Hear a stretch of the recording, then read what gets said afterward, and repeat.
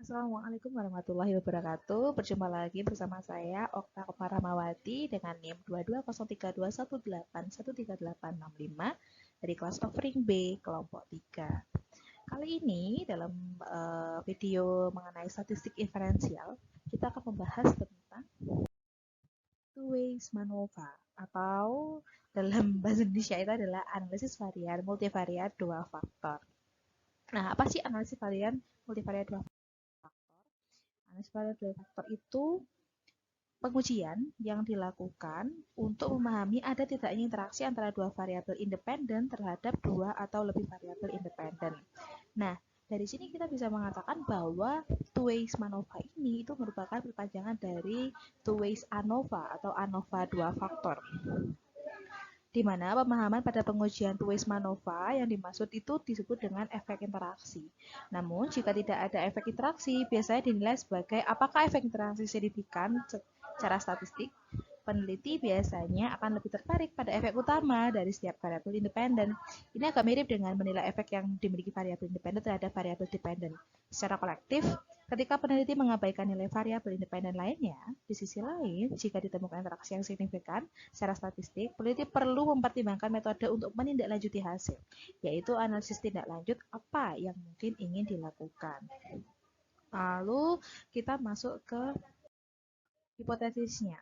Hipotesis dalam penentuan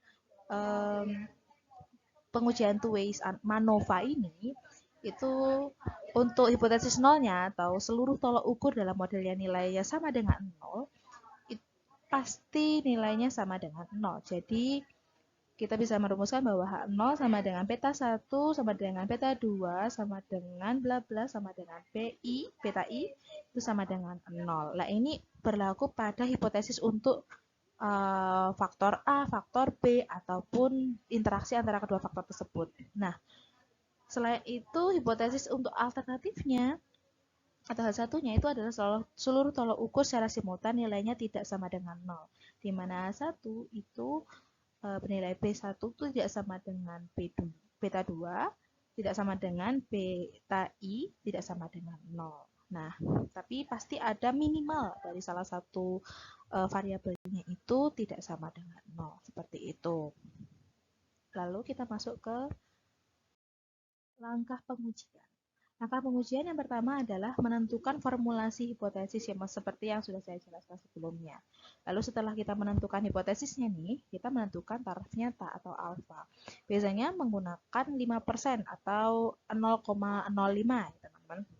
Lalu untuk menentukan kriteria pengujian, karena karena two-ways MANOVA ini bisa digunakan dalam SPSS gitu ya. Jadi kriteria pengujiannya itu kita menggunakan kriteria yang digunakan dalam SPSS, di mana H0 diterima apabila signifikansi itu lebih dari 0,05. Nah, sedangkan H0 ditolak dan H alternatif atau hipotesis alternatif satunya diterima itu apabila signifikansi kurang dari 0,05. Lalu dari situ kita bisa menyimpulkan bagaimana hasil pengujian dari tulis MANOVA pada penelitian tersebut. Nah, untuk lebih bisa mendalami lagi, kita langsung masuk aja ke contoh kasus nih. Nah, contoh kasus kali ini saya itu mengambil tentang penelitian mengenai bagaimana model pembelajaran dan kemampuan fisika terhadap hasil belajar siswa SMA pada topik listrik magnet. Nah, di mana kasus ini tuh mengambil beberapa kelompok sampel secara acak yang nantinya akan belajar dengan model pembelajaran Project Based Learning atau PJBL untuk A1-nya. Nah, dan juga selain itu ada Teams Games Turnamen atau TGT untuk A2-nya. Nah, kemampuan fisikanya itu ada 3 faktor atau 3 respon yang diambil gitu ya. Yang pertama ada problem solving skill, yang kedua critical thinking skill, yang ketiga ada creative thinking skill. Di mana di masing-masing kemampuan tersebut itu dikategorikan dalam dua kategori yaitu rendah dan tinggi. Dan seperti inilah di tabel inilah hasil dari hasil dari penelitian tersebut.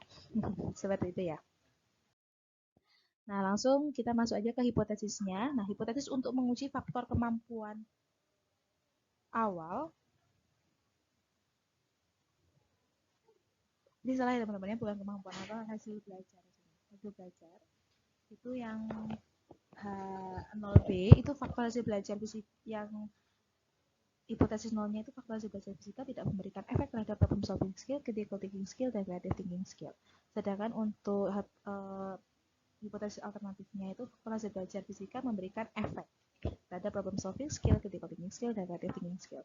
Nah, untuk hipotesis untuk menguji faktor model pembelajaran, ini H0A, itu faktor model pembelajaran tidak memberikan efek terhadap problem solving skill, critical thinking skill, dan creative thinking skill.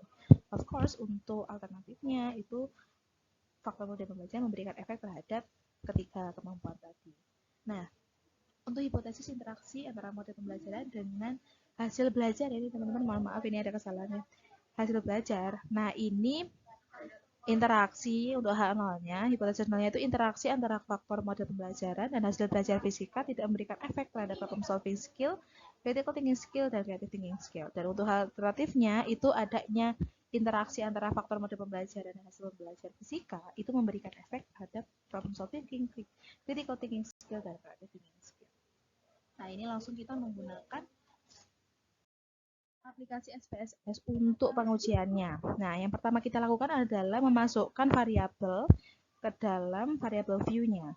Nah, yang pertama itu ada model pembelajaran di sini ya. Sebentar, ini saya harus pakai pointer ya. Nah, ini ada model pembelajaran di mana untuk value-nya itu yang satu kita menggunakan project based learning atau PJBL, dan dua itu TGT atau Teams Games Tournament. Nah, ini kita ganti measure-nya untuk nominal. Lalu yang kedua ada variabel tentang hasil belajar. Hasil belajar ini satu untuk tinggi dan dua untuk rendah. Itu ya. Nah, terus yang selanjutnya ada problem solving skill, critical thinking skill, dan creative thinking skill. Nah, di sini value-nya tidak diisi. Tapi ketiganya itu kita measure untuk scale. Gitu ya. Step selanjutnya adalah memasukkan datanya. Masukkan datanya ke data view. Nah, di data view ini untuk satu tadi ya, dimasukkan satu untuk PJBL, dua untuk TGT, satu view. Nah, ini hasil belajar ini untuk satu untuk rendah, dua untuk tinggi ya. Nah, itu dimasukkan semua datanya ke sini. Selanjutnya, kita klik Analyze. Lalu ke General Linear Model dan Multivariate. Dari situ nah, akan muncul yang ini ya, nanti semua variabelnya akan muncul di sini, kita masukkan di sini. Untuk dependent variable, kita masukkan problem solving skill, critical thinking skill, dan creative thinking skill. Untuk fixed factor, itu kita masukkan model pembelajaran dan hasil belajar. Selanjutnya kita klik option, di option ini kita centang untuk descriptive statistic, estimate of effect size, dan homogeneity test. Selanjutnya, nah, kita mengambil, karena ini pengujian untuk two-wave MANOVA-nya aja, kita mengambil tabel untuk multivariate test. Nah, untuk homogeneity dan lain-lain tadi itu digunakan untuk prasyarat dalam MANOVA-nya. Nah, dari sini kita bisa menyimpulkan nih. Kita menyimpulkannya itu dari nilai signifikansi pada efeknya setiap faktor itu untuk di Wilks lambda, di mana di model pembelajaran nilai signifikansi Wilks lambda-nya itu 0,002 yang berarti kurang dari 0,05. Hal ini berarti H0-nya ditolak, H1-nya diterima. Berarti kalau H1-nya diterima, ada nih si faktor model pembelajaran itu memberikan efek terhadap problem solving skill, critical thinking skill, dan juga creative thinking skill. Lalu selanjutnya untuk signifikansi Wilks lambda di hasil belajar itu nilainya 0,000 atau bisa kita katakan bahwa nilainya kurang dari 0,05. Nah, hal ini berarti bisa kita simpulkan bahwa H0-nya ditolak dan H1-nya diterima. Di mana kalau H0 ditolak, H1 diterima, untuk faktor hasil belajar ini memberikan efek terhadap problem solving skill, critical thinking skill, dan creative thinking skill. Lalu yang terakhir adalah interaksi antara model pembelajaran dengan hasil belajar. Nah, ini Anda lihat di signifikansi Wilks lambda-nya itu nilainya 0,220, yang mana berarti lebih dari 0,05.